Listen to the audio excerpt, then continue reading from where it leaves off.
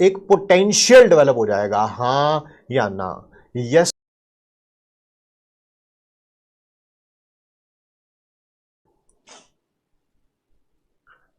बहुत बढ़िया, बच्चों का आंसर सही है, सब बच्चे सही आंसर बता रहे हैं कि अगर सॉल्ट ब्रिज रिमूव कर दिया गया तो करंट फ्लो करना बंद हो जाएगा, ठीक है। If salt bridge is removed,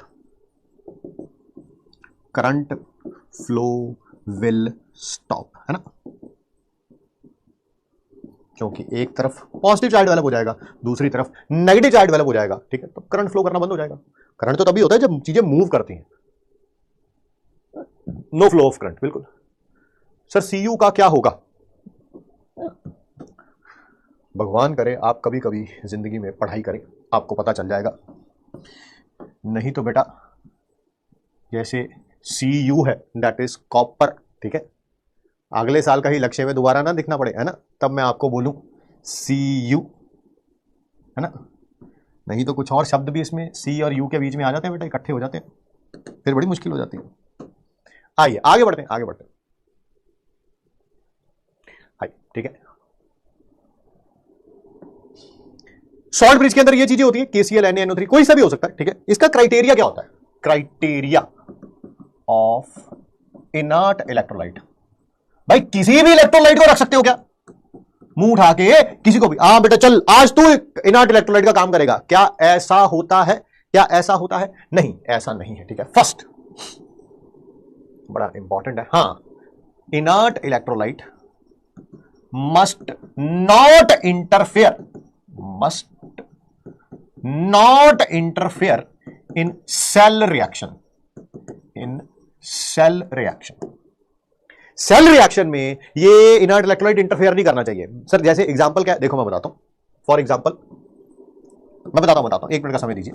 KCl cannot be used along with silver electrode, मैं समझा रहा हूं, ध्यान से एक मिनट का टाइम दीजिए प्लीज। मान लीजिए सिल्वर का ऑक्सीडेशन हो रहा है ना, एनोड की तरह काम कर रहा है, यानी कि Ag से क्या बन रहा है, Ag पॉजिटिव आयन बन रहा है, ठीक है।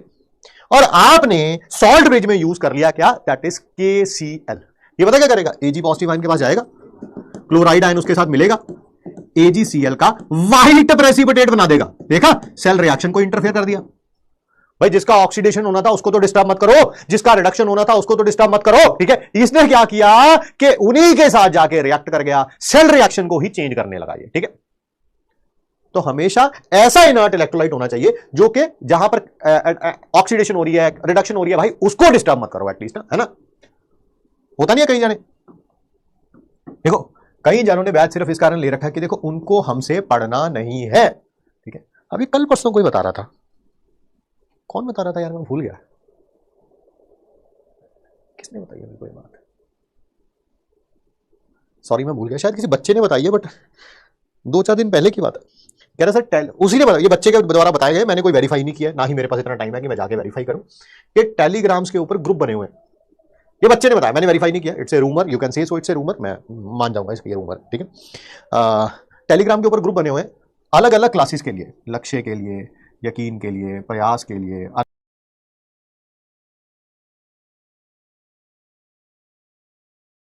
अर्जुना के लिए, ठीक है।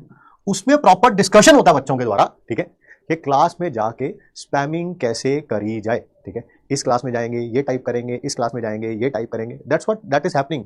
एंड मोस्ट ऑफ द बच्चे उसमें कौन से हैं, मैंने भी आगे पूछा यार कोई बच्चा ऐसा क्यों करेगा, why would someone do that, उसको क्या मिलेगा, देखो कोई कंपनी करती है तो उसका हमें समझ आता है कि वो पीडब्ल्यू को नीचे लाना चाहते हैं, कुछ बच्चे ऐसा कर रहे हैं तो क्यों कर रहे हैं, कह रहे सर उनमें से मैक्सिमम बच्चे जो हैं वो किसी ना किसी नेशनल इंस्टीट्यूट के साथ एसोसिएटेड हैं, ऑलरेडी कहीं ना कहीं पढ़ रहे हैं, ए कोचिंग में, बी कोचिंग में, सी कोचिंग में, डी कोचिंग में। जब वो वहां से यहां का कंपैरिजन करते हैं तो देखते हैं कि यहाँ का लेवल काफी अच्छा है। मैं ये नहीं कह रहा हूं कि ऑफलाइन वाले सारे इंस्टीट्यूट खराब होते हैं, नो, कहीं ऑफलाइन वाले इंस्टीट्यूट बहुत अच्छे होते हैं, कहीं बहुत खराब भी होते हैं, ये आप भी जानते हैं, ये मैं भी जानता हूं, उसमें कोई दो राय नहीं है, ठीक है। तो वहां के बच्चों को वो हजम ही नहीं कर पाते कि यहाँ पे 4,000 रुपए में वो कंटेंट मिल रहा है जिसके लिए 1.5-2 लाख रुपए दिए गए हैं, ठीक है। हाँ सही कह रहे हो, सलीम सर ने बताया था मेरे को, मैं भी मेरे को किसने बताया था मेरे को याद नहीं आ, सही कह रहे हो यार तुम लोग, हाँ सॉरी मेरे बच्चे का नाम दे दिया, सलीम सर ने बताया सॉरी बट मेरे को याद नहीं आ रहा था, आई एम सॉरी, ठीक है। हाँ सलीम सर ने बताया था, सही कह रहे हो, मैं भी फोन पे किसी ने बताया था, बताया किसने था, मेरे को अपनी हंसी आ रही है अपना, सॉरी। चलिए आइए टॉपिक पर वापिस चलते वापिस चलते हैं, ठीक है। हाँ सलीम करने वाला सही करें। मैं अपने दिमाग में यही सोच रहा, मैं कहा यार मैं एक दो दिन पहले किसी बच्चे से तो मिला हूं नहीं, फिर किसने बताया, बट ऐसी बात तो बच्चे बताते हैं, जनरली बच्चे बताते हैं, बट हाँ याद आया कि सलीम से फोन बात हुई थी। चलिए कोई बात नहीं, ठीक है। आइए टॉपिक पर वापस चलते हैं, ध्यान से सुनते हैं और समझते हैं, ठीक है। एक बात तो इनर इलेक्ट्रोलाइट का क्राइटेरिया क्या हो गया कि ये सेल रिएक्शन को इंटरफेयर नहीं करना चाहिए। दूसरी बात ये देखिए, इधर नेगेटिव चार्ज डेवलप हुआ है, इधर पॉजिटिव चार्ज डेवलप हुआ है, इन्हीं दोनों को खत्म करना है, इसी कारण सॉल्ट ब्रिज का यूज किया गया है। यस, तो ये जो के पॉजिटिव है, ये जो के पॉजिटिव है, ये और ये, इनकी आयनिक मोबिलिटी सेम होनी चाहिए। सर आयनिक मोबिलिटी का क्या मतलब है? भाई इधर जब ये जाके जितने टाइम में इसको न्यूट्रलाइज करेगा, के पॉजिटिव इधर आके जितने टाइम में इसको न्यूट्रलाइज करेगा, सीएल नेगेटिव आयन भी उतने ही टाइम में Zn2 पॉजिटिव आयन को न्यूट्रलाइज कर देना चाहिए। ये नहीं होना चाहिए कि ये पहले न्यूट्रलाइज हो गया, ये बाद में न्यूट्रलाइज हुआ, नहीं तो फिर चार्ज डेवलप रह जाएगा, ठीक है। तो इनकी आयनिक मोबिलिटी क्या होनी चाहिए? सेम होनी चाहिए, सेम होनी चाहिए। Ionic mobility of cation and anion should be same, भाई जितनी देर में कैटायन न्यूट्रलाइज करे एनायन को जाके, उतनी देर में ही एनायन न्यूट्रलाइज कर दे कैटायन को, ठीक है। आयनिक मोबिलिटी कह सकते हो, आयनिक वेलोसिटी भी कह सकते हो, क्योंकि ionic velocity under unit potential gradient, repeat कर देता हूं, ionic velocity under unit potential gradient ही आयनिक मोबिलिटी होती है। पोटेंशियल ग्रेडियंट यूनिटी है, आयनिक वेलोसिटी सेम होगी, तभी तो आयनिक मोबिलिटी सेम होगी। या एक और वर्ड भी है, ट्रांसपोर्ट नंबर। तीसरी बार रिपीट कर रहा हूं, ionic velocity under unit potential gradient ionic mobility होती है, ठीक है सर समझ आ गया। अच्छा अब ट्रांसपोर्ट नंबर क्या होता है? जब कैटायन मूव करेगा तो क्या इसके कारण करंट आएगा? हाँ, जब भी कोई आयन मूव करती है उसका कोई ना कोई करंट होता ही होता है। क्लोराइड आयन मूव करेगा, कैटायनिक वेलोसिटी, एक और वर्ड भी है transport unit potential gradient, repeat कर दे, आयनिक मोबिलिटी कह सकते हो, आयनिक वेलोसिटी भी कह सकते हो, क्योंकि ionic velocity under unit potential gradient, repeat कर देता हूं, ionic velocity under unit potential gradient ही आयनिक मोबिलिटी होती है।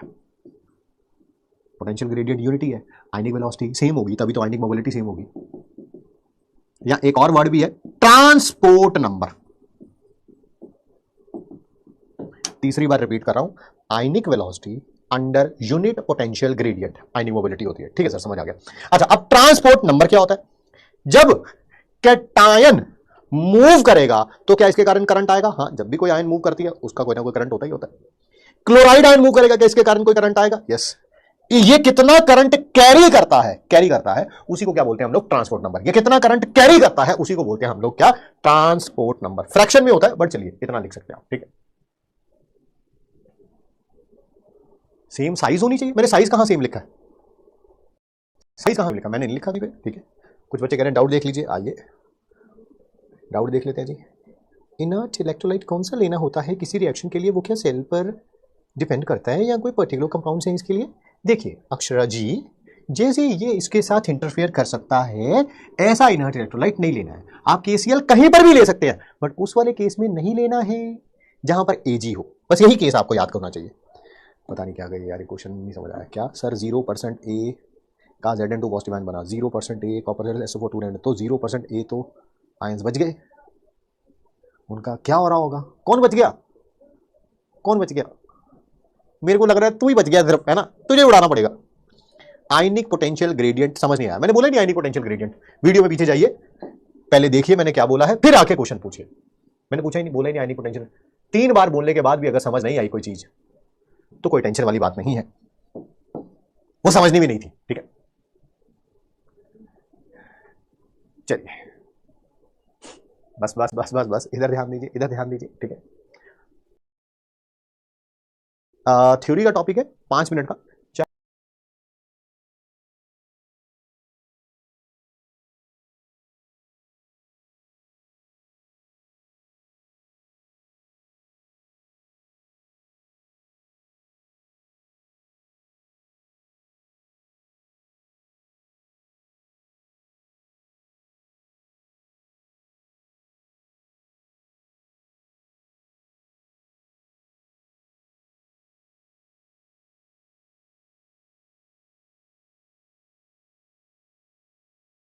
चैट बॉक्स बंद कर रहा हूं क्योंकि छोटा सा टॉपिक है, पहले पूरा टॉपिक समझा दूंगा, फिर लास्ट में इसका MIT लिखवा दूंगा। ध्यान से सुनिएगा, समझिएगा।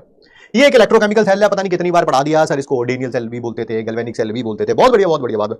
जिंक को जिंक सल्फेट में डिप किया हुआ है, कॉपर को कॉपर सल्फेट में डिप किया हुआ है। सर इधर जिंक का ऑक्सीडेशन होना है, कॉपर का रिडक्शन होना है, कितनी बार तो सर आपने बता दिया। इसके ऑक्सीडेशन से, इसके रिडक्शन से सर यहां पर वोल्ट मीटर में रीडिंग आएगी।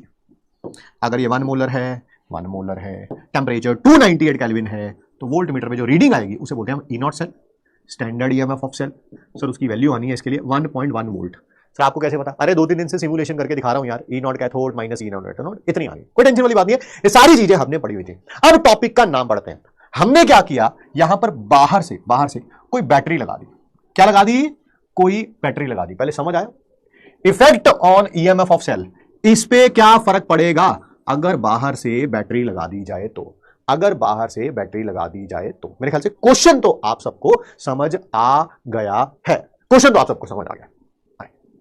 ध्यान से, एंड में लिखवा दूंगा मैं MIT, बट पहले अभी सिर्फ समझ लीजिए। E0 सेल कितना था इसका? Sir 1.1 volt.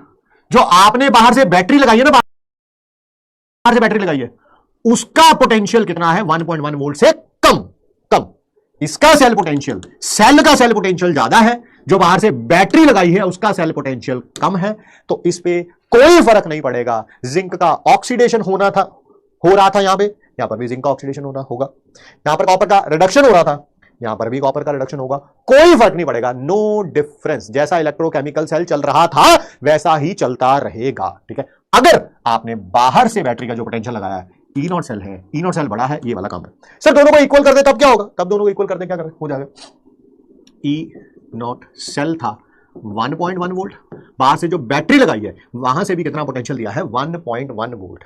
जो बाहर वाला पोटेंशियल है वो इस पोटेंशियल को अपोज करेगा, कोई भी करंट फ्लो नहीं करेगा। जिंक का ऑक्सीडेशन होना बंद हो गया, कॉपर का रिडक्शन होना बंद हो गया जी, ठीक है। नो करंट विल फ्लो, लिखा भी हुआ यहां पे। जब बाहर का एक्सटर्नल पोटेंशियल 1.1 वोल्ट होगा और अंदर E0 सेल भी 1.1, तो कोई भी फ्लो ऑफ इलेक्ट्रॉन नहीं होगा, कोई केमिकल रिएक्शन नहीं होगी, जिंक का ऑक्सीडेशन नहीं होगा, कॉपर का रिडक्शन नहीं होगा, ठीक है सर। सर अगर उल्टा कर दें कि बाहर का पोटेंशियल ज्यादा हो और अंदर का पोटेंशियल कम हो, बाहर का पोटेंशियल 1.1 वोल्ट से ज्यादा है और अंदर का जो है वो 1.1 वोल्ट है, ये वाला बाहर वाला ज्यादा है, सर उल्टी गंगा बहनी शुरू हो जाएगी, ठीक है। कैसे कैसे कैसे सर? ये इलेक्ट्रोकेमिकल सेल की बजाय अब इलेक्ट्रोलाइटिक सेल बन जाएगा, यानी कि आप बाहर से जो पोटेंशियल दे रहे हैं अब वो केमिकल रिएक्शंस कराएगा, सर कैसे कैसे कैसे? सर ये देखो, ये है आप खुद पढ़ाई कर रहे हैं, खुद पढ़ाई, और आपको पता ही है आप जब खुद पढ़ाई करते हैं तो कितनी ज्यादा करते हैं। देखिए मुझे तारीफ करने का मौका मत दीजिए, बट आपको पता है कि आप खुद पढ़ाई कितनी करते हैं, बड़ी थोड़ी सी करते हैं ना। 15 मिनट भी फोकस नहीं है भाई, है ना। गोल्ड क्या नाम है उसका ना, there is a fish, I don't remember the name, है ना, जो वो गोल्ड सी होती है, ठीक है। उसका जो ब्रेन होता है ना, हाँ गोल्ड फिश ही बोलते हैं शायद उसे, है ना। गोल्ड फिश ब्रेन टाइप चीजें होती है कि आप पढ़ते हैं और आपका जो कॉन्सेंट्रेशन लैप्स जो है ऐसे ही हो जाता है। तो यही है, ठीक है।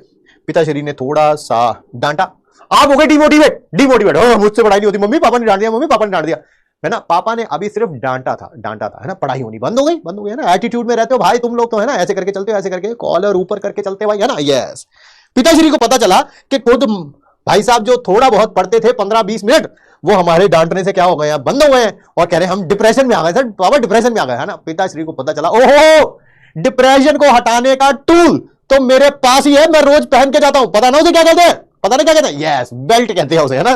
पिताश्री ने बस फिर देखो जरा, है ना, ऐसे बेल्ट निकाली और दे दनादन, दे जिथे पैंदी। फिर देखो जो टॉपिक समझ नहीं आ रहे थे, जो टीचर अच्छा नहीं लग रहा था, जो सब्जेक्ट अच्छा नहीं लग रहा था, जो एक्सरसाइज सॉल्व नहीं हो पा रही थी, भाई साहब दिमाग बिल्कुल क्लियर हो जाता है, हर एक चीज समझ आनी शुरू हो जाती है ना।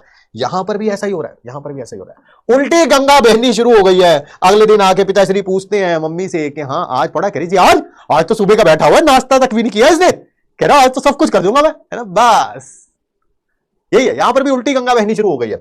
जिसका ऑक्सीडेशन होना था उसका रिडक्शन होना शुरू हो गया है, जिसका रिडक्शन होना था उसका ऑक्सीडेशन होना शुरू हो गया, ठीक है। इलेक्ट्रॉन पहले जिंक से कॉपर की तरफ जाते थे, अब उल्टे हो गए हैं, कॉपर से जिंक की तरफ जा रहे हैं भाई साहब। चलिए सबको समझ आ गया, सबको समझ आ गया ना, सबका डिप्रेशन हिल गया। नए बच्चे होते हैं, ओहो आप तो मजाक उड़ा रहे हो, है ना, मेंटल हेल्थ का। सच बात तो ये है कि सबकी मेंटल हेल्थ हिली हुई है समय।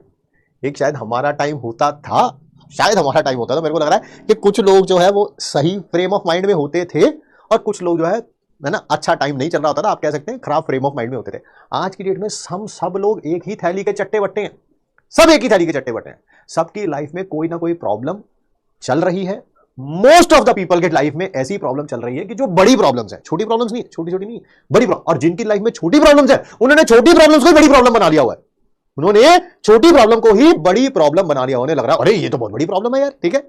तो सबकी मेंटल हेल्थ इफेक्टेड है, सबको उसके ऊपर बस अब क्या काम करना है, धीरे धीरे करना है, उसको कंट्रोल करना है, वर्क करना है, एंड इसी लाइफ में जीना है ना। आप कहें कि जिस दिन मेंटल हेल्थ हमारी सही हो जाएगी, उस दिन आईआईटी को हम कहेंगे कि एग्जाम ले लो, वो दिन आते आते तो पता ही नहीं कितना टाइम सही हो जाना है, ठीक है। एब्सोल्युटली राइट, है ना। मैं एक स्टोरी कम ही सुनाता हूं, आपको पता ही है, बट मैं एक छोटी सी स्टोरी बताता हूं आप लोगों को। 2024 चल रहा है, ये स्टोरी होगी मेरे ख्याल से लगभग 20-22 साल पहले, है ना। कॉलेज में आए थे हम, एंड घर की फाइनेंशियल कंडीशन बहुत खराब चल रही थी, बहुत खराब चल रही थी, मैं बस बता नहीं सकता, काफी खराब चल रही थी, ठीक है। एंड परेशान था मैं, काफी ज्यादा परेशान था कि यार कुछ प्रॉब्लम थी उस समय कि अगले महीने का राशन वाशन का कोई अरेंजमेंट था नहीं, इस महीने का तो था, बट अगले महीने की बड़ी टेंशन चल रही थी, बड़ी चल रही थी, बहुत चल रही थी। एक मेरे दोस्त ने मुझसे कांटेक्ट किया, वो लैंडलाइन फोन होते थे, किसी के यहाँ फोन आया उसका, कह रहा, स्कूल का फ्रेंड था मेरा, कह रहा कि अमित यार मैं कल मिलने आता हूँ, मैं बड़ा परेशान चल रहा हूँ, तो सुबह घर पे होगा कि कल। मैंने कहा शायद छुट्टी थी कॉलेज की, मैंने कहा हाँ होगा, आ जाइए, ठीक है। मेरे को लगा यार दो दोस्त हैं, मिलके बैठेंगे, बात करेंगे, मैं अपनी परेशानी बताऊंगा, I am going through some financial crunch, ठीक है। एंड पता नहीं अगले महीने क्या होगा क्या नहीं होगा, है ना। लैंडलॉर्ड के पैसे भी नहीं दे रखे थे, क्या पता एक तो खाने पीने के लाले थे, और हो सकता है जहाँ पर किराए पे रहते थे वहां से भी निकाले जाए, ठीक है। बड़ी परेशानी चल रही थी मेरे को, आज भी वो दिन याद है proper. There are few moments जो आपको याद रहते हैं हमेशा अपनी लाइफ में। अगले दिन आया, मैंने उसे फोन पे वैसे बता दिया था कि यार मैं भी परेशान चल रहा हूँ, कह रहा क्या बात है, तो मैंने बताया ना फोन किसी के लैंडलाइन पे सुनने गए थे, तो कोई पास में खड़े होकर सुन रहे थे, तो मुझे अच्छा लगा। मैं कहा तू कल आएगा ना, फिर कल तेरे से बात करूंगा। वो आया, हम बैठे, एक ही रूम होता था हमारे पास, पूरे घर में एक ही रूम था, सभी का एक ही रूम था, कोई चिल्ड्रन रूम नहीं, कोई पेरेंट्स रूम नहीं, सिंगल रूम पूरे, क्योंकि रेंट पे रहते थे। तो आया तो कह रहा तू बता अमित क्या परेशानी चल रही है। मैंने सोचा यार अपनी परेशानी बताने से पहले ना इसकी सुनते हैं, पहले इसकी सुनते हैं क्या चल रहा है। कह रहा मैं बता, तू बता पहले तेरी क्या परेशानी चल रही है। कह रहा ये देख रहा है ऐसे करके, है ना, ऐसे करके, कह रहा ये देख रहा है। मैं कहा भाई तेरी तो मांग भी नहीं है ये देख रहा, क्या क्या देखो इसमें, देख। कह रहा ये देख रहा है मेरे ना बाल ना थोड़े थोड़े झड़ने शुरू हो गए, मैं बहुत परेशान हो रहा हूं, कहीं मैं गंजा ही ना हो जाऊं। और अभी पूरे प्रॉपर बाल थे सिर पे, ठीक है।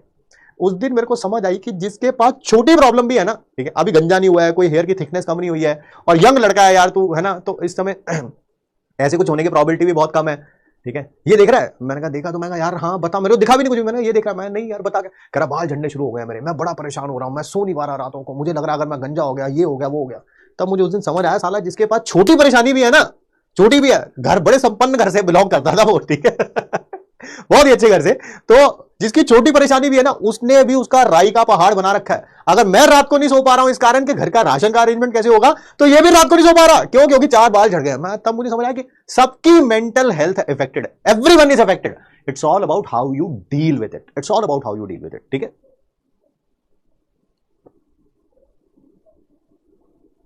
फिर उसने मुझसे पूछा, कह रहा तू बताओ अपनी परेशानी। मैं सही बात बताऊं, मैंने उसे बताई नहीं, क्योंकि आपका जॉनर ही अलग हो गया ना। जो इंसान अपने 4 बाल झड़ने के कारण परेशान है, उसको आप समझाओगे कि यार अगले महीने राशन का अरेंजमेंट नहीं है, किराए मतलब मकान मालिक को पैसे नहीं दे रखे हैं, वो यहां से, उसको समझ भी नहीं आएगा। वही यार बहुत मतलब इतना बड़ा गैप है हमारे बीच में, वो खाई कभी भरी नहीं जा सकती क्या सर वो आपका गोबर दोस्त था, बिल्कुल सही कह रहे हो आप, ठीक है। आज की डेट में अच्छा है, मतलब कि वेल सेटल्ड है, but still I mean there are people जिनको आप समझा नहीं सकते कुछ चीजें ना, कि यार अपनी लाइफ कहां पे चल रही है, तुम्हारी कहां पे चल रही है। चलिए आइए एमआईटी लिख लेते हैं, छोटे से टॉपिक का। पहला क्या था, अगर बाहर का पोटेंशियल ई नॉट सेल से कम है, it will work as an electrochemical cell, chemical cell. Zinc का ऑक्सीडेशन होगा, कॉपर का रिडक्शन होगा, इलेक्ट्रॉन मूव करेंगे फ्रॉम जिंक टू कॉपर, और सर अगर बाहर का पोटेंशियल ई नॉट सेल के इक्वल हो गया तब क्या होगा? तब सेल रिएक्शन स्टॉप हो जाएगी, ना जिंक का ऑक्सीडेशन होगा, ना कॉपर का रिडक्शन होगा, ना कोई करंट फ्लो करेगा। ठीक है। उसके बाल है कि नहीं है? अभी भी है उसके। Current will stop flowing. तुम्हारी भी मेंटल हेल्थ बहुत खराब है, इतना इंपॉर्टेंट टॉपिक करा रहा हूं, तुम लोगों को उसके बालों की बड़ी हुई है। Current will stop flowing, neither oxidation nor reduction takes place. ना ऑक्सीडेशन होगी और ना ही रिडक्शन होगी।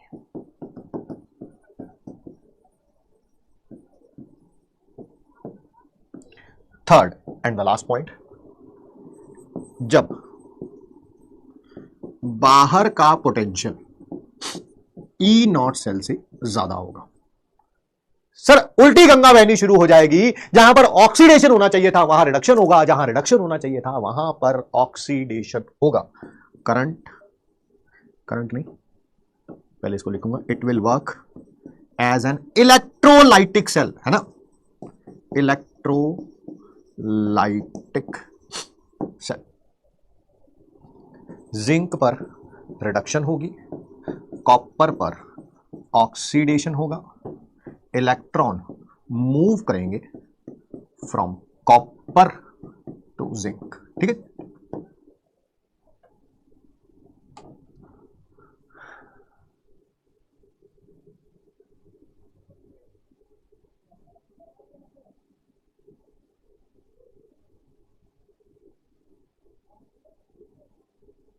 सर करंट क्यों रुक जाएगा? अमन ने क्वेश्चन पूछा है, अच्छा क्वेश्चन पूछा अमन। ठीक है अमन, देखिए करंट डायग्राम पे चलते हैं, ज्यादा समझ आ पाएगा अच्छी तरीके से।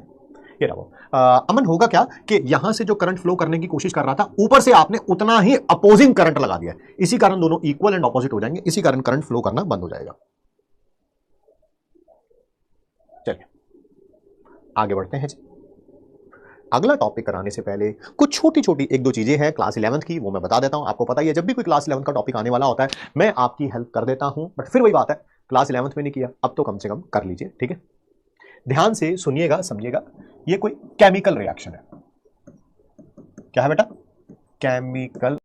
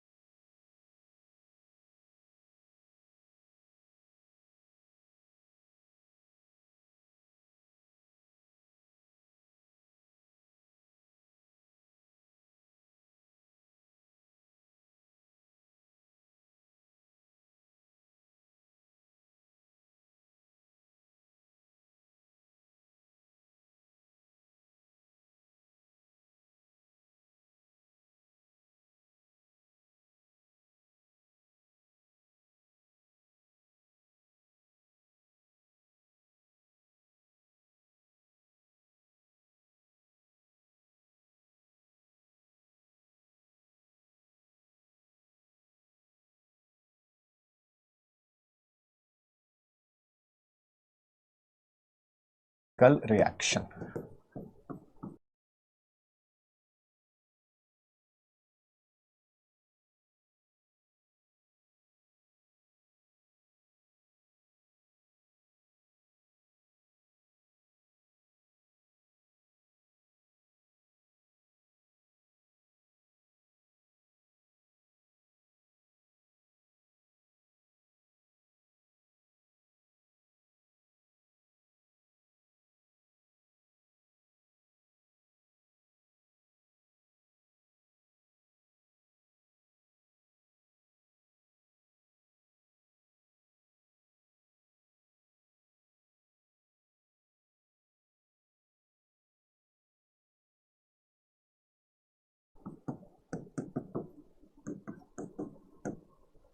इसका हम रिएक्शन कोशेंट लिखना चाहते हैं।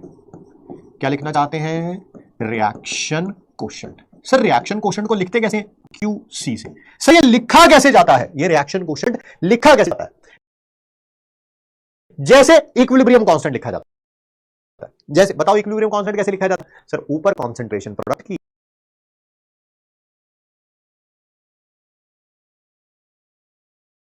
नीचे रिएक्टेंट की, raise to power their stoichiometric coefficient. ऊपर प्रोडक्ट की कॉन्सेंट्रेशन, प्रोडक्ट में COD है, नीचे रिएक्टेंट की concentration, raise to power their stoichiometric coefficient. इसका स्टोशियोमेट्रिक कोएफिशिएंट स्मॉल c, इसका स्टोशियोमेट्रिक कोएफिशिएंट स्मॉल d, इसका स्टोशियोमेट्रिक कोएफिशिएंट स्मॉल a, इसका स्टोशियोमेट्रिक कोएफिशिएंट स्मॉल b। ठीक है जी, बिल्कुल केसी जैसा। ठीक है, अब आइए टॉपिक पढ़ना शुरू करते हैं। वेरी इंपॉर्टेंट टॉपिक, ध्यान से सुनिएगा, समझिएगा। थ्योरी में से इसके कम क्वेश्चन आ सकते हैं, बट इसकी थ्योरी जो है वो बेस बना रही है बेसिकली आपके जितने भी न्यूमेरिकल्स आपने सॉल्व करने हैं। तो आराम से ध्यान से सुनो समझो, कोई जल्दीबाजी नहीं है। ठीक है, आराम से सुनो समझो। चलिए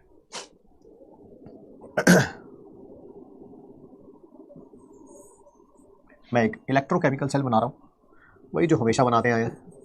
जिंक, जिंक सल्फेट में concentration 1 molar, copper, copper sulphate में कॉन्सेंट्रेशन 1 मोलर। इन दोनों को हम वोल्ट मीटर से कनेक्ट करते हैं। ये वोल्ट मीटर के पॉजिटिव से, ये नेगेटिव से, बीच में हम ये सॉल्ट ब्रिज भी डाल देते हैं। ठीक है, पता है सारी चीजें। आइए काम की बात करना शुरू करते हैं। ये तो सर ऑलरेडी हमें पता था। ध्यान से सुनो समझो। राइट नाउ जब मैं इसका इलेक्ट्रोड पोटेंशियल फाइंड आउट कर रहा हूं, सर कौन से वाला, रिडक्शन के ऑक्सीडेशन, कोई सा भी कर लो, कोई सा भी कर लो। चलो सर ऑक्सीडेशन पोटेंशियल, क्या वो ऐसे लिखा जाएगा? यस, EZn/Zn2 पॉजिटिव, बिल्कुल ऐसे लिखा जाएगा सर, क्योंकि कॉन्सेंट्रेशन 1 मोलर है और टेम्परेचर 298 केल्विन है। कॉन्सेंट्रेशन 1 मोलर है और एक्सपेरिमेंट का टेम्परेचर 298 केल्विन है। तो सर ये होगा ये वाला potential, that is standard oxidation potential, SOP।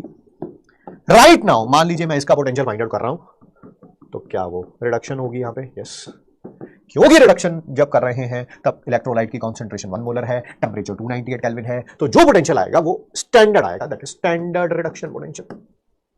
Right now volt meter पे जो रीडिंग आ रही है, वोल्ट मीटर पे जो रीडिंग आ रही है, जिंक वाला भी यहां लिख लो, जिंक वाला भी यहां लिख लो, ये SOP है जिंक का। राइट नाउ जो वोल्ट मीटर पे रीडिंग आ रही है, ठीक है, जिसको आप EMF ऑफ सेल बोलते हैं, EMF ऑफ सेल बोलते हैं। और क्योंकि जब EMF of cell find out कर रहे हो, ये कॉन्सेंट्रेशन दोनों की 1 मोलर, दोनों की कॉन्सेंट्रेशन, क्योंकि सेल की बात हो रही है तो दोनों हाफ सेल को इंक्लूड करूंगा ना, दोनों की कॉन्सेंट्रेशन 1 मोलर होनी चाहिए और एक्सपेरिमेंट का टेम्परेचर 298 केल्विन होना चाहिए। उसे क्या बोलेंगे हम? E0 cell, that is standard EMF of cell, या स्टैंडर्ड सेल पोटेंशियल भी बोल देते हैं। अब जरा ध्यान से एक बात पे सारे जाने जवाब देंगे। सर वो क्या है? अगर अगर मैं कॉन्सेंट्रेशन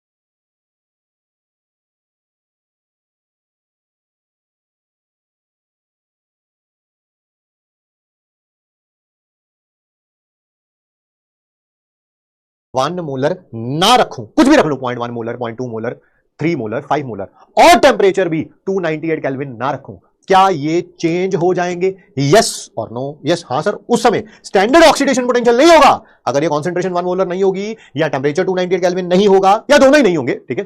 तब पोटेंशियल क्या होगा? ऑक्सीडेशन पोटेंशियल ऑफ जिंक, तब रिडक्शन पोटेंशियल ऑफ जिंक, ठीक है, तब ईएमएफ ऑफ सेल। बस उसी को फाइंड आउट करने का तरीका है, दैट इज नस्ट इक्वेशन। उसी को फाइंड आउट करने का तरीका है,